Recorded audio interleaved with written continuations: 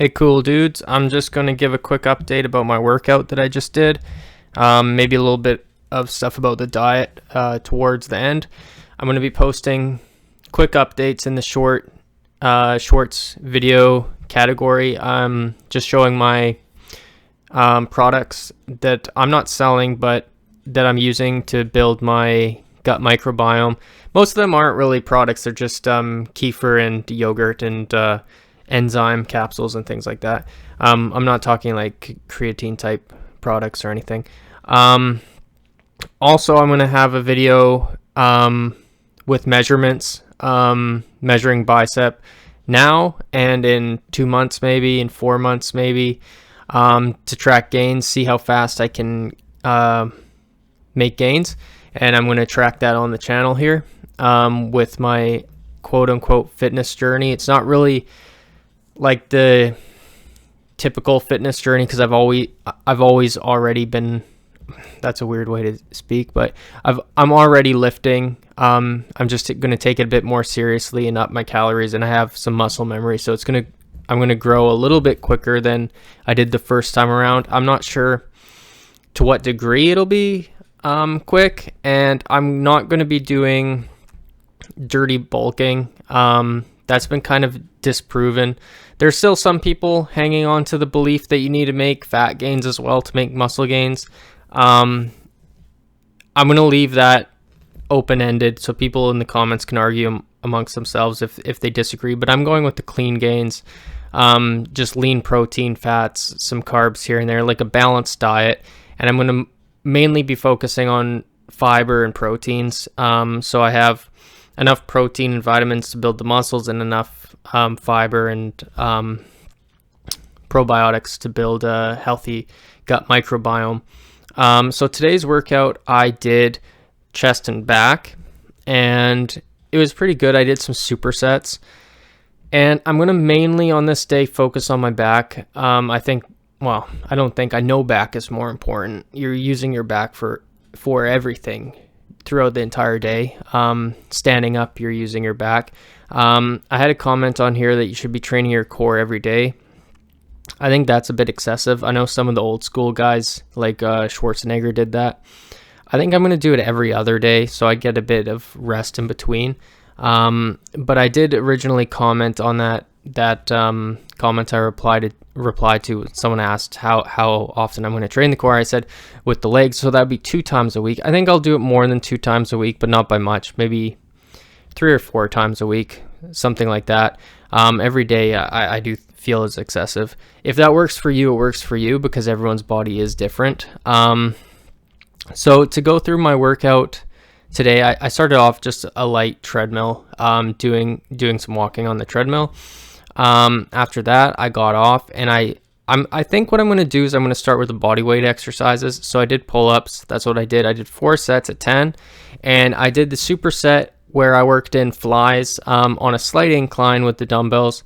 I didn't do heavy. I did 30 pounds a side, so 60-pound flies, and I did 3 sets by 10, and then I upped the weight, and then I did I forget what weight I went, maybe 40, something pretty light, because I've done a lot heavier than that. But so I think I did 8, and with whatever weight I went up to, and then I did kind of like some burnout presses as well. After that, I went to a different lat pull down type workout where I did a reverse grip. I did some pull downs, and I believe I did kind of a pyramid set, like going heavier each time. Started off a rep of 10, went to a rep of 8, and then I ended with a rep of 5. I did that. After that, I did some seated rows. After that, I did some lower back extensions. So I did 4 workouts for the back and kind of like 1.5 for the chest. And I think that's good. That's where I'm going to leave my torso day, I'll be calling it. I did do a little bit of core. The lower back extensions is core as well, to point that out.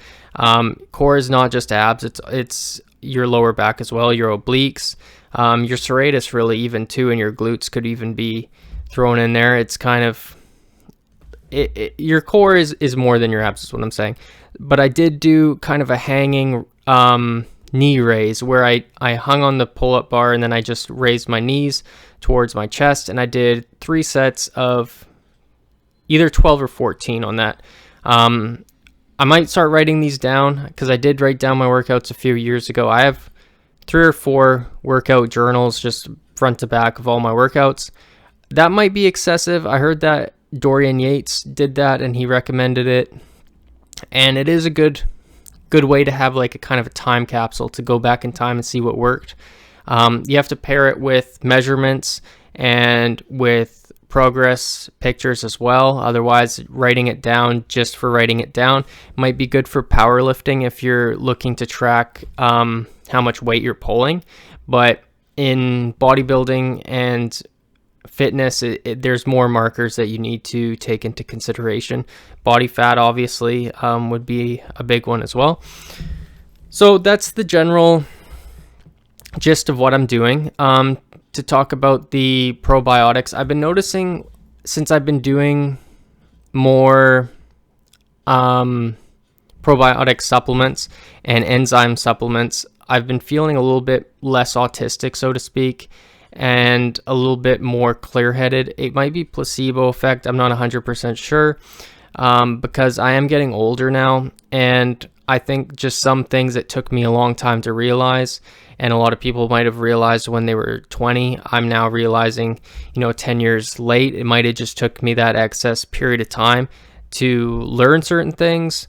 I've also not smoked weed for about 7 years. Maybe that was causing a delay in kind of my comprehension of some things. I'm also getting out more. I'm socializing more. So there is going to be some of that. I'm a bit more confident in myself, all that kind of thing. But I don't want to underplay the microbiome. I'm just saying it might be a bit of a placebo effect. But since I've been taking more enzymes and I've been doing these yogurt shakes with a root fiber supplement, bran and these kind of things, I have been noticing a more clear head, and it's something that is anecdotal, and I can't really say if that would work for anyone else. And it's not like a study because it's a one-on-one type situation. It's not like 100 people trying this and compare twins doing it or whatever. But I have noticed a little bit clearer head. So I'm going to continue that. Also, it's obvious that the gut microbiome has a correlation with appetite, and I've been trying to get more calories in, and I'm going to try doing things like rice pudding that are easier to digest.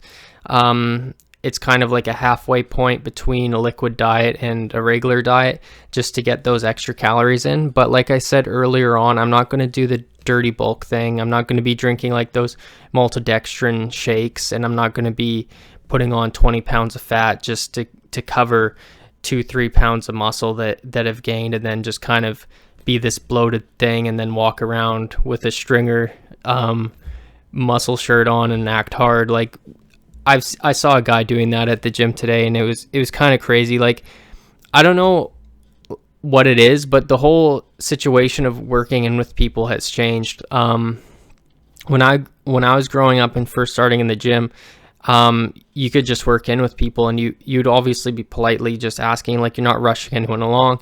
But now it's become taboo, and it was kind of taboo before to say no to someone, but now it seems to be the standard to say no to someone. And I don't know if that has to do with COVID or if it's just changed or if the perception of that's changed, but people used to just, like, they would do their workout and then they do like a rest of, 60 seconds to maybe 2 minutes, and then somebody else could hop in. But I got shot down pretty harshly by asking to work in with somebody today. I don't know what that was about, but it is what it is. Move on. But yeah, so that's so far the fitness journey, getting back into it. I hope everyone's having a good day, and God bless. Thanks for checking out the channel. Peace out. Bye. Boom.